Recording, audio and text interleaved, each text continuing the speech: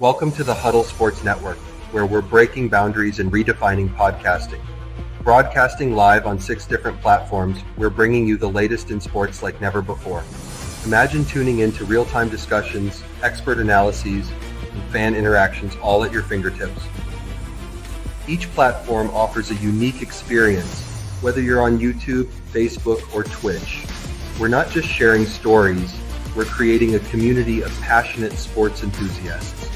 Join us as we dive deep into the evolution of podcasting, where every episode is a chance to engage, debate, and celebrate the world of sports. This is where your voice matters and the game never stops. Welcome to the Huddle Sports Network, where we're breaking boundaries and redefining podcasting. Broadcasting live on 6 different platforms, we're bringing you the latest in sports like never before, where sports passion meets podcasting brilliance. I'm Mike, the Bear fan, and alongside Bill, the Packer fan, and our buddy Ken Catalone, we're bringing you an incredible lineup of 38 diverse podcasters. Each one brings their unique flavor to the table, covering everything from game analysis to behind-the-scenes stories. Imagine diving deep into the minds of experts who live and breathe football, sharing insights that you won't find anywhere else.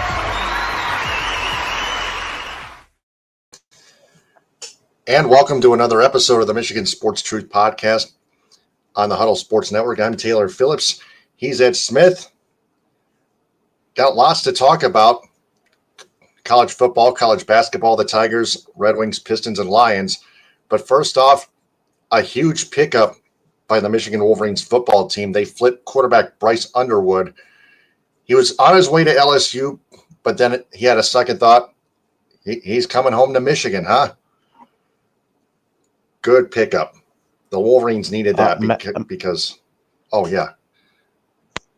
massive pickup indeed for Michigan Wolverines when you consider the fact that this was exactly the position of need they needed the target to improve at. We saw how bad and ineffective play at the quarterback position had really hampered their season in such a negative way this year. So it's no surprise that they sought to rectify this problem, and they did so in a big way by getting the flip of Bryce Underwood. Now, it's worth noting he is Michigan native, hometown from Detroit, played at Belleville High School all 4 years. Based on the fact that he's 6'4" already, well over 200 pounds, he has the size and the capabilities, as well as, based on the numbers we've seen, the dual threat capabilities to be whatever weapon, whatever offensive weapon that he's needed and necessary to be at whatever school he went to. LSU might have been a good fit for him as well, but I think you're coming into a situation here in Michigan to where more than likely you're going to be the starter, depending on, of course, what you do in spring and summer ball. But more than likely, the starter's job is yours to lose. You're going to be getting into a situation to where, knowing how they're going to look to handle things in both NIL, transfer portal, and within their own recruiting system, they're going to look to surround you with the best pieces possible, which means getting some more talent, more help on the offensive line, getting you better wide receivers, getting you at least one efficient running back. That's why they were able to, with this recent national signing day that just happened, were able to get themselves was regarded as a top 10 recruiting class all across the board. We're talking On3, Rivals, 24/7 Sports, ESPN, you name it.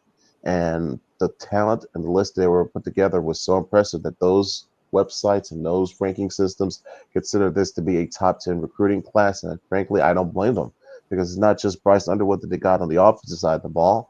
You look at guys like Donovan Johnson, could be a good breakout running back, especially when you're losing both Donovan Edwards and Khalil Mullings.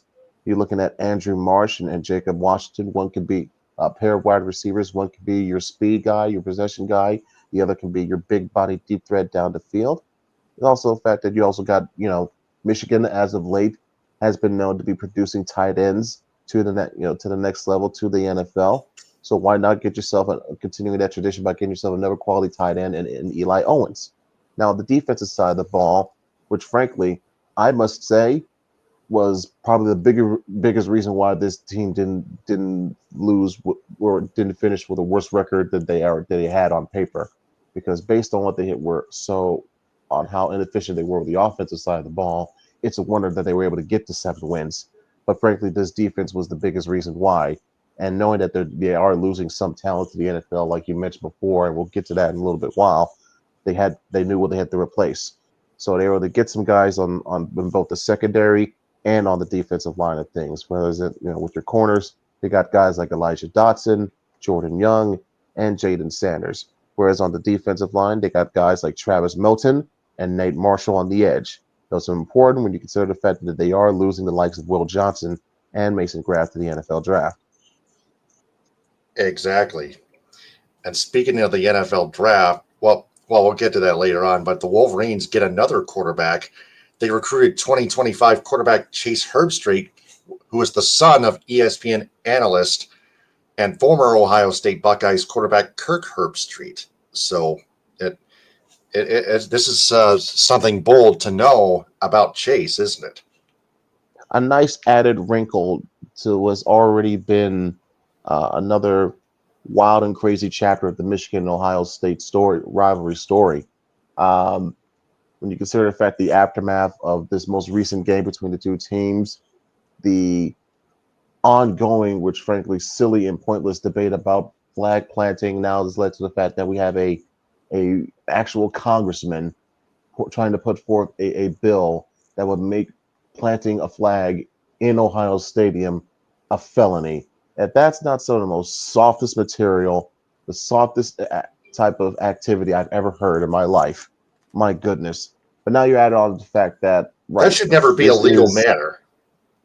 But still, besides the fact, it just speaks to the narrative of how much Michigan has truly broken Ohio State and their fan base overall, and especially through mentally and emotionally as well. But now you add in the fact that this is Chase Herbstreit. This is a well-known name within the Buckeye community. His father went there, obviously. His grandfather went there. So when you consider the fact that you're getting this person to commit to your school, I think it is a testament to the side to how things have been going as of late, how the programs have been run at both schools, how you would argue one fan base is handling things compared to another fan base. And frankly, if you consider the fact that, and if you look into the fact that, in recent years, Herbstreit has really tried to distance himself his away from the more extreme psychotic portion of the Ohio State fan base, to the point where he's even moved himself and his family away from the Columbus area. And it's not really a surprise for me to see this when you consider the aforementioned facts that I just stated. Yeah. So with that being said, the Wolverines get 2 new quarterbacks to apparently replace Davis Warren and Alex Orji. Well, at least Jack Tuttle as well too, because he announced his retirement earlier during the season. Yeah, that makes 3. There's still the issue of whether or not Jaden Davis. Yes, you didn't burn his red shirt, but will he still want to stay here, knowing that he's not going to be the likely number 1 starter on the depth chart? That remains to be seen. So, yeah, you would still want to make sure. And besides, one of the other QBs on the squad, I think it was Jalen Denegal, he decided to enter the portal this week. So, again, another QB down that you have to seemingly replace with this upcoming class. Granted, you have Bryce Underwood, but still, it feels like a more of all your eggs in the basket type of deal. You need to make sure you have enough quality depth behind him so that just in case things aren't quite up to snuff, or God forbid something were to happen to him via injury, you're not completely wrecked. All right. So, speaking of the NFL draft, again, like you mentioned, 2 players that have declared for the NFL draft, and they are defensive tackle Mason Graham and cornerback Will Johnson. Will Johnson, throughout his career, 9 interceptions. Mason Graham, just a really awesome tackler on defense. The Wolverines will miss them, but it's the next man up mentality, of course, as always. So, your thoughts?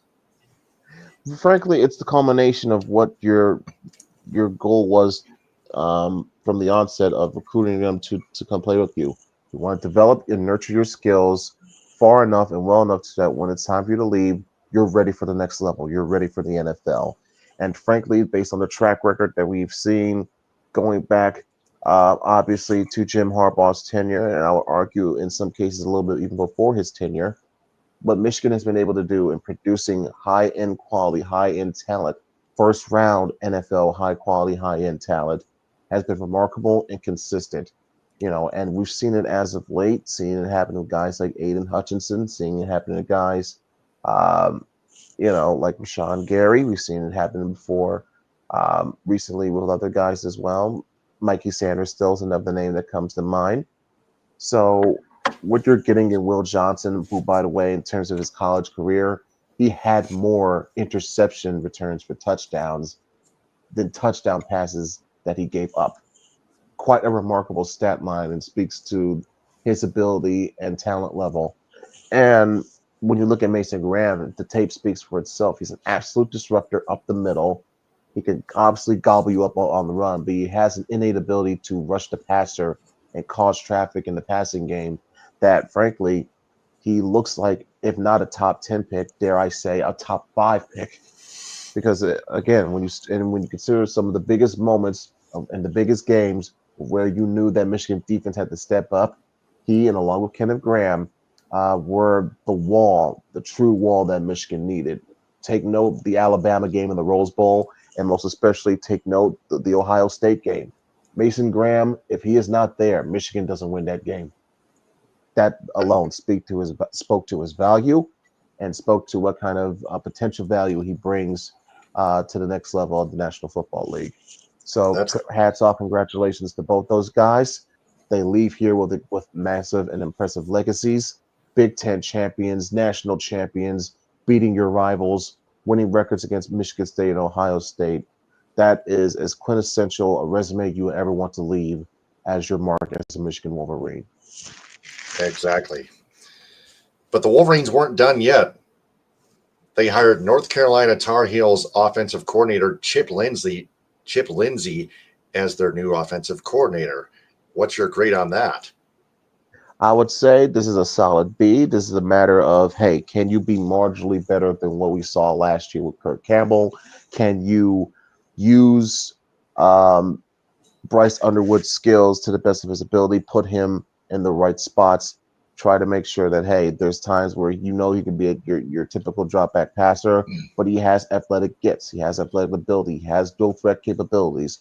When is the right time to where you can use him on plays where he uses his legs and uses his body? Because I get one look at him, you could see the easy comparisons to the likes of Cam Newton and Vince Young. It's not that uncanny.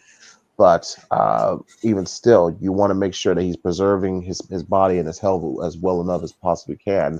You don't want him to be taking much of a pounding. So again, how you coordinate and game plan how the offense operates, especially when you know what type of offense that Michigan likes to use, especially when you get to the heart of Big Ten season and trying sometimes in some of these games to where it requires long possessions, time of possession, milking clock, draining the will of the defense.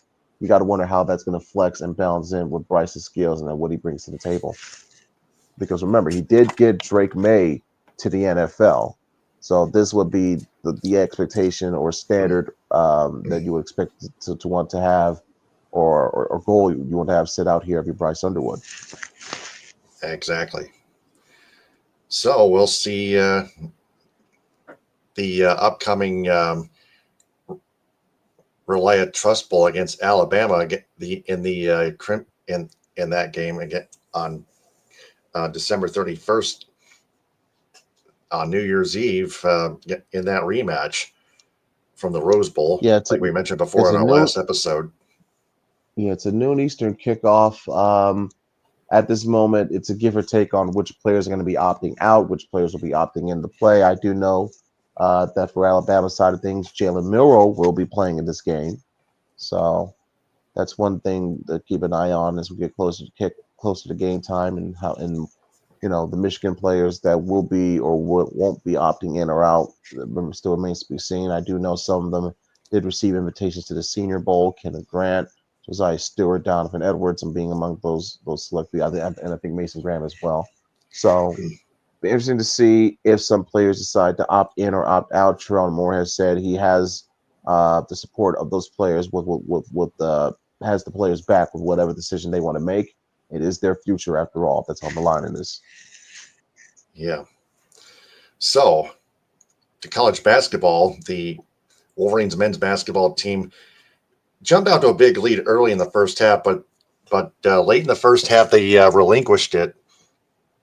Kind of at a halftime, they led by just a minimum amount of points, but then the second half they just fell way behind. But down the stretch, they came back only to fall short by 2 points, 89-87 on Tuesday. Right now, they were 14th going in. They're still 14th as of right now, while the Spartans of Michigan State are 21st. But what happened?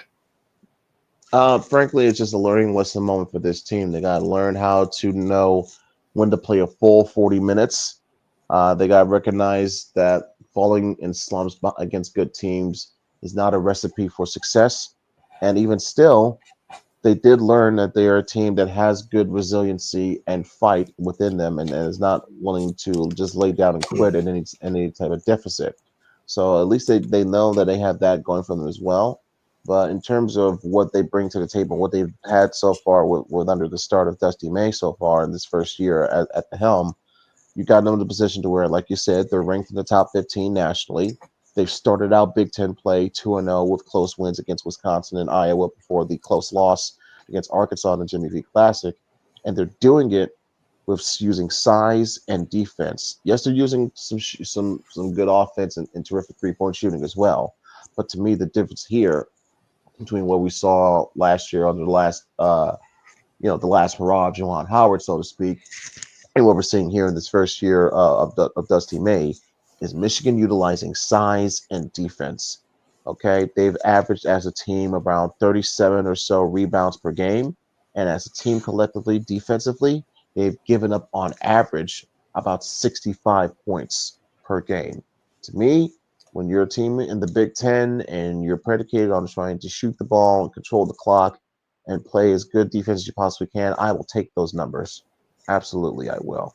But it speaks to how well the players are already buying in to what Dusty May is bringing to the table, and it shows that the ceiling is still high for them.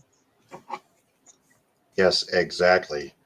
So for those Michigan Wolverines, they have another Jimmy V Classic. Oh no, wait, that's not. No, they don't. That was the only one. The Jumpman Invitational next Wednesday at 9 on ESPN2 at home. They are the home team against, as of right now, the number 13 Oklahoma Sooners. So the Navant Health Jumpman Invitational.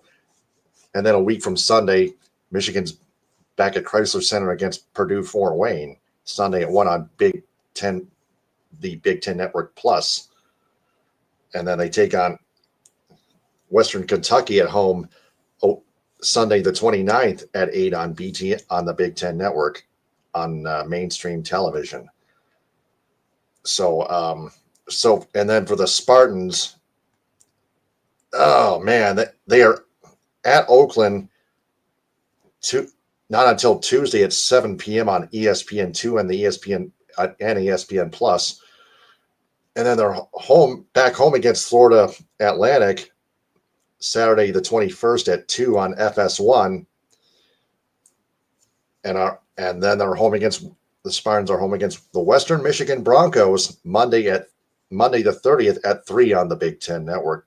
Broncos right now are 3-5. That's part of the MAC for you. Oh my God. Anyway, to some Major League Baseball hot stove news, the Tigers did sign somebody. Cleveland Guardians starting pitcher Alex Cobb, age 37, to a 1-year, $15 million contract. He recorded a 2.76 ERA with three walks and 10 strikeouts in 16 and a third innings pitched. He missed most of 2024 with hip and right shoulder surgeries. Let's see. His career ERA is 3.84, 1,327 and 2/3 innings pitched, 566 earned runs. If you divide the innings pitched by earned runs, you get that kind of ERA. 1,108 strikeouts career-wise, 384 career walks. He had induced ground balls at an elite 55.5% clip. He played with the San Francisco Giants in 2022 and 2023, and in that span, he recorded a 5.5 fielding WAR, which is 24th most among pitchers over that span, and a 3.80 ERA with those Giants in both of those years, 301 and a third innings pitched, divided by 127 earned runs total, 282 strikeouts, and 80 walks. He was a former fourth-round draft pick by the Tampa Bay, then Devil Rays, now the Tampa Bay Rays, in the 2006 MLB draft. Now, he can earn a $1 million bonus for pitching 140-plus innings and another $1 million for 150-plus innings. The contract could max out at $17 million. So still plenty of money being paid for by the Ilitch family and Scott Harris and Jeff Greenberg. Yeah, but it sends it almost, to me, it sends a little bit of a juxtaposition. Like, you say or give off the impression that you're not really willing to be a team or a franchise that spends on this player or spends at this end or that position, but yet you're going to give $15 million to a guy in his late 30s. But hey, it's not my money, it's not my ball club. But it's an interesting amount to pay for a guy that's going to likely be on the back end of your rotation when all is said and done. But at least it is something to try and solidify your rotation. I still believe, though, you still need to get yourself a quality number 2 starter to put behind Skubal at the front of your rotation as well. Takes a lot of pressure off your other guys. Thing about Cobb is he is a ground ball machine. Gives a lot of ground balls up, so you want to make sure that your infield is properly set up. Now, depending on who they potentially may get in the offseason that plays at a certain spot at an infield, that still remains to be seen. But from what we've seen, there is intrigue. Yeah. But also in Tigers news, they have also shown mutual interest in Houston Astros third baseman Alex Bregman. They've shown it about a month ago, but it's more mutual now from what we hear. We've been keeping track of this. But his contract value, he's asking for around $200 million. And if nobody, which is like kind of expensive for the Tigers and the Ilitch family, but if nobody reaches that, no MLB team whatsoever reaches that value, he could probably take the most money from the highest bidder, the highest bidding MLB team. Of course, the Red Sox and the Yankees, he could stay with the Astros, one of the two. But you never know what can happen. We're gonna keep on keeping track of this one as well. Yeah, for sure, because that could be a potentially big piece that fans would celebrate the Tigers welcoming, for sure. Yeah. So, all right. Well, we'll cross our fingers and wait for that and keep track of it, like we just said. The Red Wings did beat the Buffalo Sabres 6-5 in a shootout in a game where Sebastian Cossa finally made his NHL debut.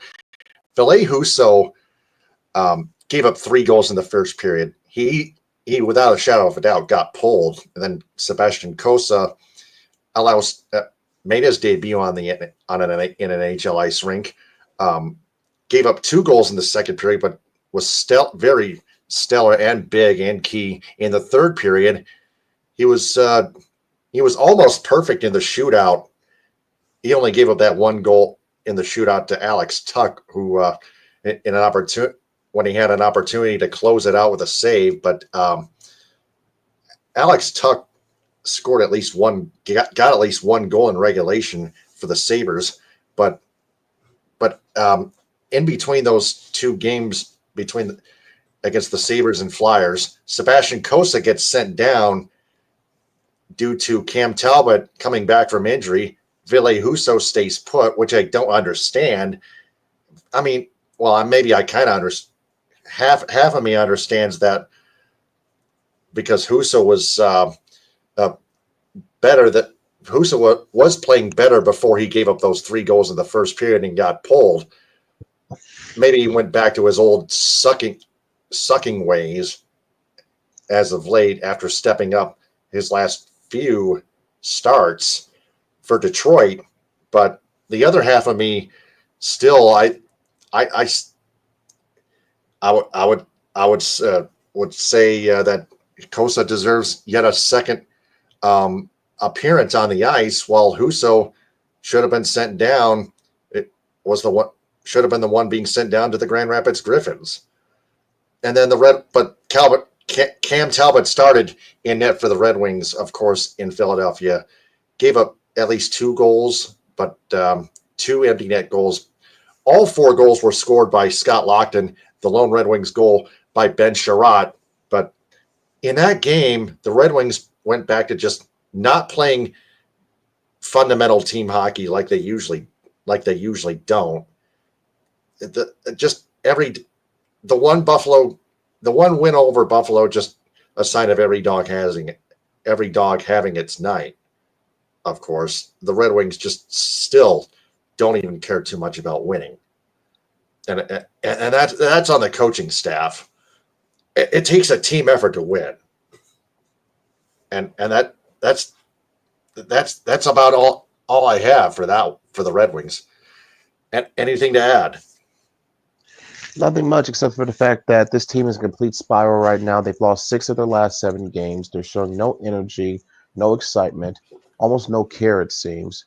Yeah, they got a 2-game homestand coming up, but if they start playing like this in front of their home crowd, expect to hear the Boo Birds. Just telling you right now.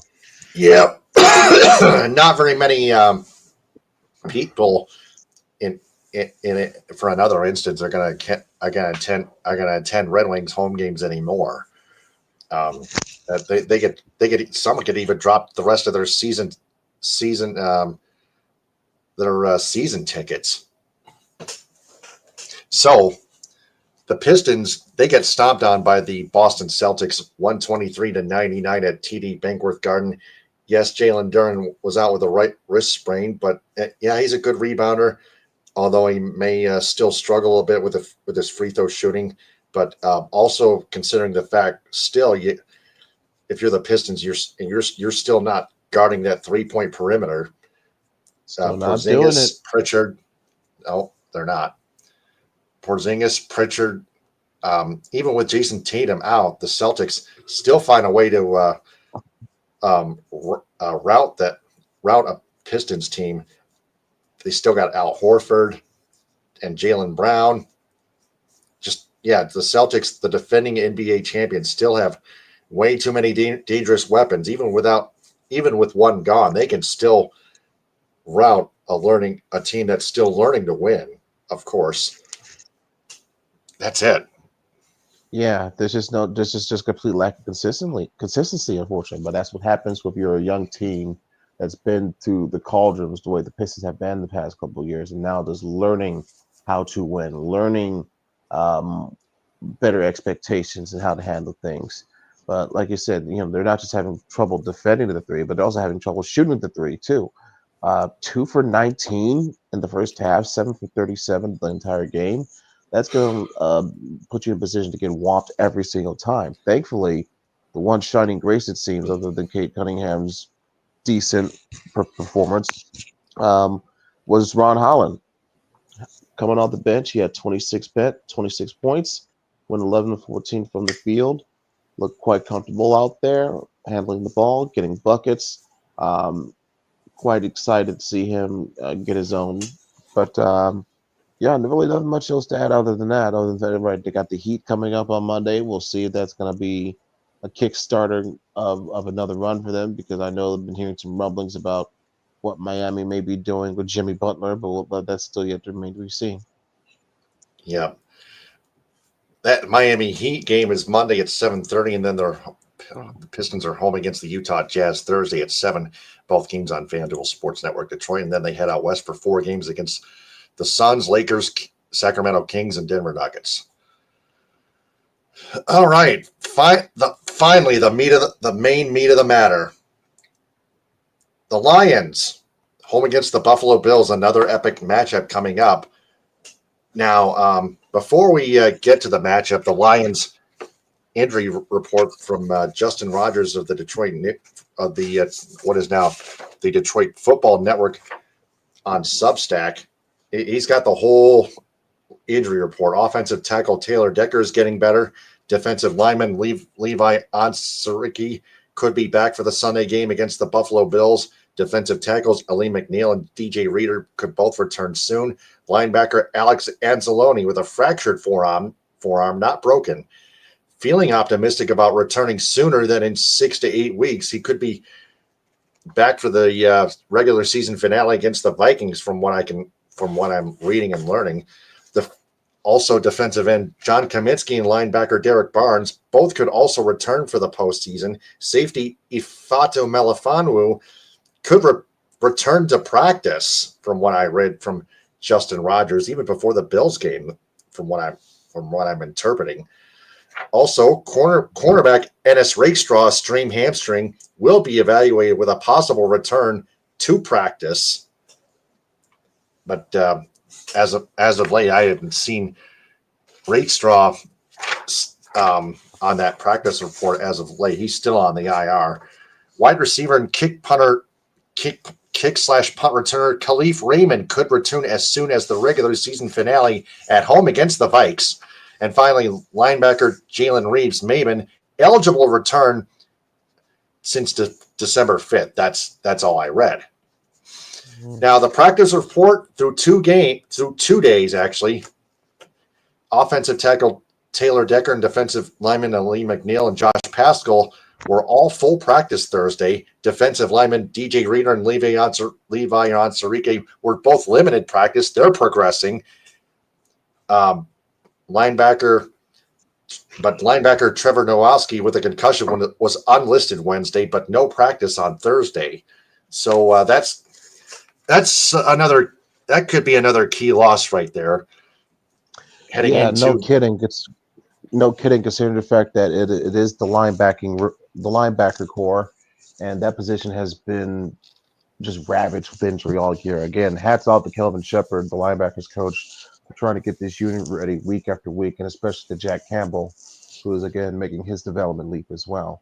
One thing to note though on the Buffalo side of things for the injuries, no Rasul Douglas. He's their best corner. He's going to be out. He had a knee injury that he suffered against the Rams, left the game, did not return. He is out for this game against the Lions.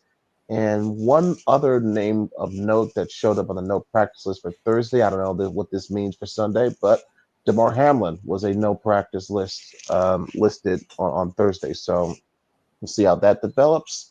The Bills could be missing 2 key pieces in their defense, pieces that the Lions could potentially exploit. Yeah, including safety Taylor Rapp with a neck injury. Another one. Yep. And of course, we know Josh Allen is another dangerous quarterback. He can run the ball himself. He can pass. But the Bills' defense, it can't do jack shit. They can't defend the pass. They can't defend the receiving. They can't even stop the run. The Bills' defense gave up 44 points at SoFi Stadium against the LA Rams in a 44-42 loss at SoFi Stadium. The Rams, by the way, edged the 49ers earlier tonight, 12-6 on the road 49ers have dropped to 6-8. The Rams are 8-6 now, by the way, keeping an eye on the teams in the hunt. But anyway, the Bills have allowed the third most plays of 10 yards or more, including tied for the third most such passing plays allowed. The Bills' defense is ranked 25th on third down efficiency, and they have consistent issues trying to stop the run, which David Montgomery and Jahmyr Gibbs can and apparently will take advantage of. Think about that. I'm just saying they gave up 130 yards plus on the ground to the Rams last week. Even Blake Corum was getting in some good runs. So you mean to tell me Sonic and 2 touchdowns? You mean to tell me Sonic and Knuckles can't do damage? One thing to know that the Lions are 11-0 when Gibbs and Montgomery both score in the same game. Just saying. Oh, exactly. That's easy to learn. Easy peasy. Just some keys to the game. A few: win the battle up front on both sides of the ball, of course. Push and pull your weight. Forcing turnovers, of course, especially on defense. Keep rushing Josh Allen because you're possibly getting back DJ Reader, Ali McNeil, and Josh Pascal, and Levi Onsaricki.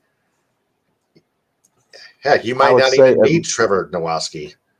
I would say at least you're getting back 2 of those guys. I wouldn't be so sure about 3. I'm not so sure about Reader, and I'm not really so sure about Levi. But in terms of McNeil and Pascal, those are guys you need on that line, especially in the case of Pascal. He can help set the edge because you need the perimeter established and boundaried off as much as possible against a dual threat quarterback, especially one like Josh Allen, who can break plays down and if need be take off and run and get yards himself. We remember how he sealed that game against Kansas City. He has that type of big play capability. He is what Cam Newton would refer to as a game changer, as a comparison, rather in comparison to the game manager status that Jared Goff has. So he's a weapon, and he's a weapon that is a front runner for the MVP. And in big games like this, Sean McDermott has often said, in games like this, we let Josh loose. We let him get more runs in. And frankly, what you saw last week, he got 6 total touchdowns, 424 total yards, and 0 turnovers. I would expect his production to be more, again, similar to what we saw against the Rams. You're going to expect a lot of runs to go be mixed in with the passes to try to test this defense that still hurt the hell and back, even though they're trying to get a couple guys back. And now it's up to the defense to hold steady. What really going to come down to is a couple of things. Turnovers, yes, because Josh Allen did have 23 turnovers last year in 2023. But this year alone, though, he has been more steady, as I would say, more better protecting the ball as much as he has in years past. But the other thing that's going to come down to, besides turnovers, because that has been Josh Allen's kryptonite, what do you do in the red zone? Red zone is where you make your money. It's where you make your stands. It's where frankly, it determines the difference between winning and losing, as we've seen now a couple of times against the Rams, between the Rams and the Lions. So what play calling or what defensive stands can you make within the red zone that will ultimately help determine the margin of error in this game? Because it reminds me of that Packers rematch, by the way. Yeah. Don't make too many stupid mistakes. It's not that. It's just going to come down to, can you execute against one of the better pure athletes and better pure players in the whole entire league? That too. Like Allen has put himself on Allen has put himself on that tier with the likes of Patrick Mahomes, and for good reason. So it'll be interesting to see how this defense performs against him. Just Darius Smith will be looking to try and have himself another big game, who has been massive as of late, ever since coming over here. So we'll see how much he can help contain Josh Allen's scrambling and trying to get out of the pocket as much as possible. But like I said, what you do in the red zone and what you try to do with takeaways is going to be the key to winning this game. Can you limit the Bills' offense by playing the possession game? Absolutely, you can.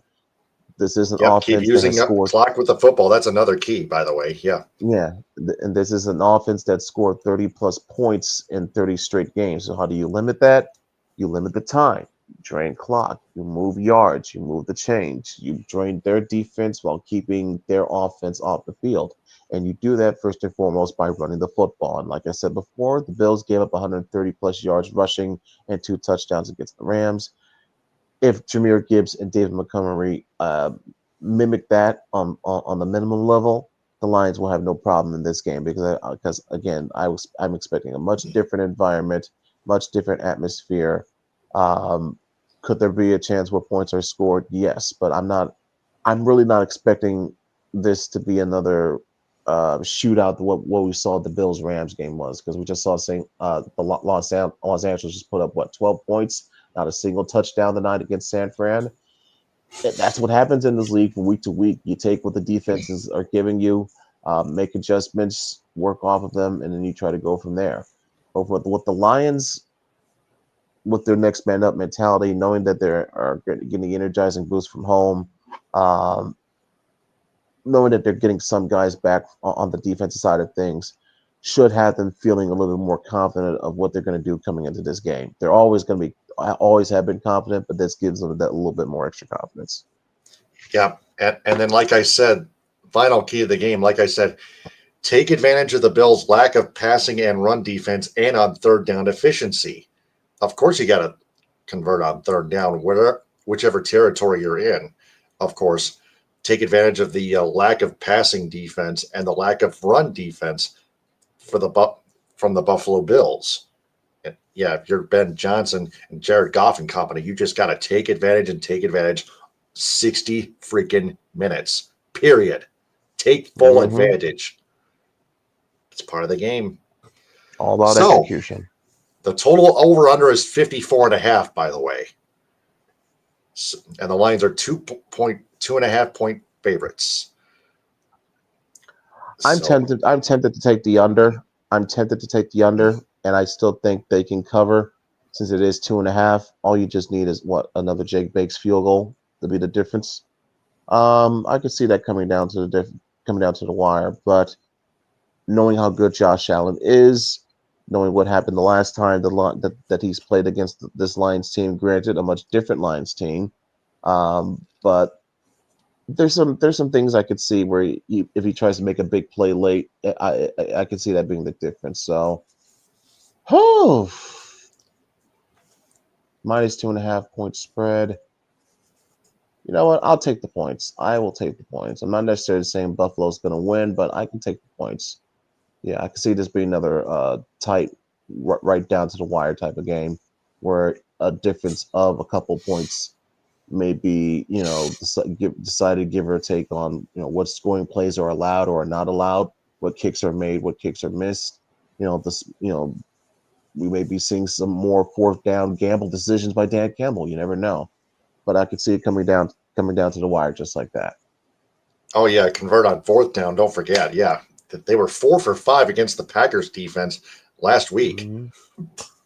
Oh, boy. That's an easy peasy game for the Lions offense.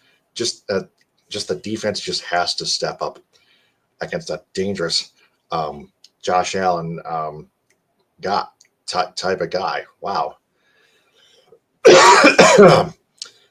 I'm going to predict, oh, man, if we're going to take the under, I would say the Lions 31 and the Bills 21. I think the Lions will have an insurance score, like a short 2-score game, to be fair. So 31-21 Lions. How about you? I'm going to go 20. Let's go 24-23 Buffalo. I think because check it. The Lions could lose this game and it would not affect their chances for the 1 seed at all, because this is an AFC team. It's not an NFC team that they're facing this week. I know. But really, you're saying the Lions could only score 23 points and come up short at home. I'm saying that you're facing a Buffalo defense that has some experienced guys like Von Miller, for example, that knows how to make a big play or two when necessary. And frankly, it could come down to a situation to where if they don't execute in the red zone like we have seen before in the Tampa game, that would be the difference. So whether or not the team that is obviously injured on ravaged by injury on the defensive side of things, they can only hold for as much as humanly possible.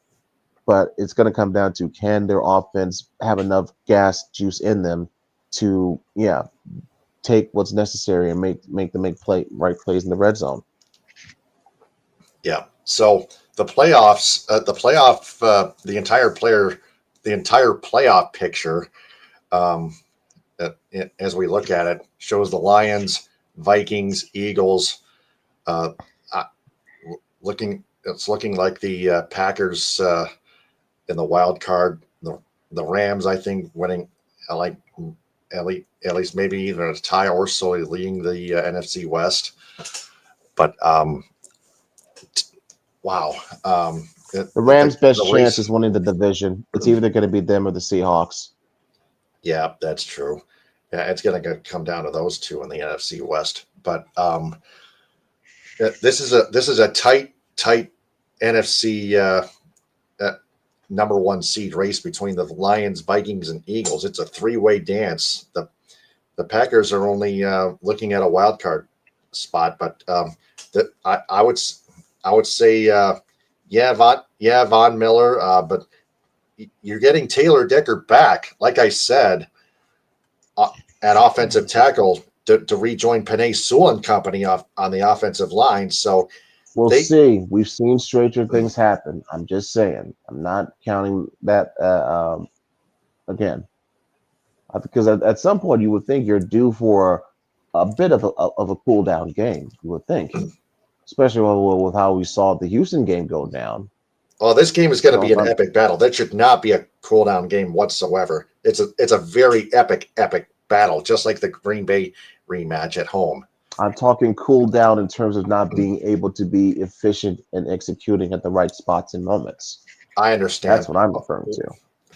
Well, I'm looking at the matchup between the offensive line, including Taylor Decker and Penei Sewell, and for the Buffalo Bills on the defensive front, Von Miller leading the charge.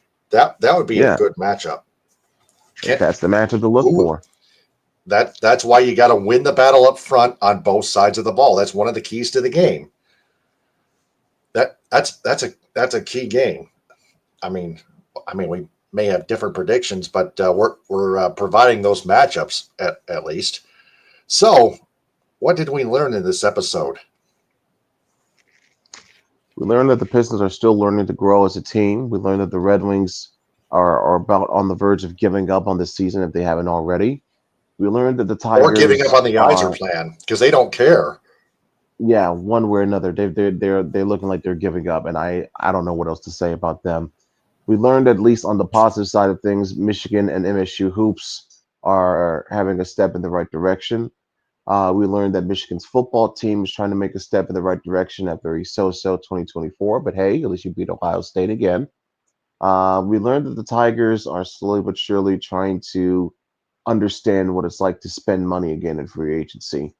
And frankly, what we learned about the Lions is that, they're on the best run that they've had in franchise history. They're looking to keep it up as best as they can, knowing that they're at a massive disadvantage with key players and key injuries, but still one game at a time, 1 week at a time. You have now your third straight home game, which, by the way, credit to the crowd for being such this loud and enthusiastic force for you for this time. But now it's coming down to the home stretch, to where if you wrap up, take care of your business against the lower fledged teams, even if you were to lose one of these last 4 games, as long as you handle your business, you're likely still going to be the number 1 seed. Yeah. So that's all we've learned. That is everything that we've learned in this episode of the Michigan Sports Truth Podcast. I'm Taylor Phillips. He's Ed Smith. Follow the Michigan Sports Truth Podcast on X, Instagram, and TikTok at Michigan_Truth, and like its Facebook page. Subscribe to its YouTube channel at the Michigan Sports Truth Podcast. Like its videos and turn on all notifications on the bell icon, and watch its live video episodes in full to learn everything. Follow it and listen to it in audio form on Spreaker. Also, join its supporters club. Follow me on X, TikTok, Instagram, Blue Sky, and YouTube at DT2Phillips. Follow Ed Smith on X, Instagram, TikTok, Twitch, Blue Sky, and YouTube at EdSmith313. Free business shout-outs go to Allen's Auto Sales in St. Louis, Athletical Physical Therapy on Woodward in Ferndale, the B4 Foundation in Ithaca, Best Buy with Geek Squad in Traverse City, Cadillac Grill, Cadillac Nutrition, the El Cilantro Taco Shop in Petoskey. Cali Tickets, call 877-225-8425 or visit calitickets.com. Creative Embroidery of Cadillac for designing the Michigan Sports Truth podcast on my long sleeve shirt and t-shirt. Cuts by Melanie in Lake City. Baldwin Family Healthcare Dental Center. Dental Department in Cadillac. Hooters of Saginaw. It's a Denise Jewelry in Lake City. Let's roll that rolled ice cream in Cadillac. Their flavor of the week is the Grinch with multiple flavors. Check out their Facebook page and their posts. Follow them on TikTok as well at the Food Mafia LLC and on Instagram at the Food Mafia Rolled Ice Cream. Michigan Coffee Company in Cadillac, Northern Auto Lab in Lake City, Northern Star Event Rentals in Cadillac, 231-884-8195, and on Facebook, Positive Chimney and Fireplace in Cadillac. Pro Quality Cleaners of Cadillac, Raven Social Restaurant on South Mitchell Street in downtown Cadillac, Union Barber in Birmingham and Ferndale, United Food Service Solutions of Grand Ledge, Michigan, United Mobile Power Wash and Dry Ice Works in Southfield, and Wellbeing with Catherine Palms in Traverse City. The Michigan Sports Truth podcast is indeed a presentation of the Huddle Sports Network.